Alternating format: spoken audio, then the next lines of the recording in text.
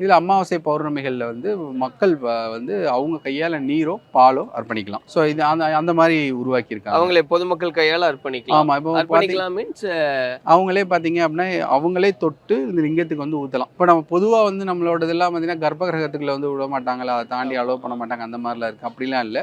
நீங்கள் யாராக இருந்தாலும் சரி, எந்த ஜாதி எந்த மதம் எதுவும் கேட்க மாட்டாங்க. விவிஐபியா தான் இருக்கணும். எந்த விதமான எதுவுமே இல்லை. ஸோ நீங்கள் யாராக இருந்தாலும் வந்து அலௌட் தான். எல்லாரும் வந்து லிங்கத்தை தொட்டே அர்ப்பணிக்க முடியும். கர்ப்பகிரகத்துக்குள்ளே வந்து இங்கே இருக்கிற வாய்ப்பு உங்களுக்கு இருக்குது. 15 நிமிஷம் அங்கே உட்காந்து தியானம் பண்ணலாம். எவ்வளோ நேரம் இருக்க முடியுமோ தியானம் பண்ணலாம். குறைஞ்சது ஒரு 15 நிமிஷமாக தியானம் பண்ணீங்க அப்படின்னா சிறப்பாக இருக்கும். இது இந்த சக்தி ஊட்டப்பட்ட 7 சக்கரங்களும் சக்தி ஊட்டப்பட்ட லிங்கம் அப்படிங்கிறதுனால இதனோட ஒரு சிறப்பு என்னன்னா, தியான லிங்கம்னு ஏன் பேர் வச்சுருக்காங்கன்னா, நீங்கள் உள்ளே போய் நீங்கள் உங்கள் உள்ளங்கையை மேல்முகமாக வச்சு நீங்கள் சாதாரணமாக நம்ம கால் மடித்து உட்காந்திங்க அப்படின்னா எந்த விதமான முயற்சியும் இல்லாமல் எளிமையாக தியானம் உங்களுக்குள்ளேயே நடக்கும். அதனால தான் தியான லிங்கம்.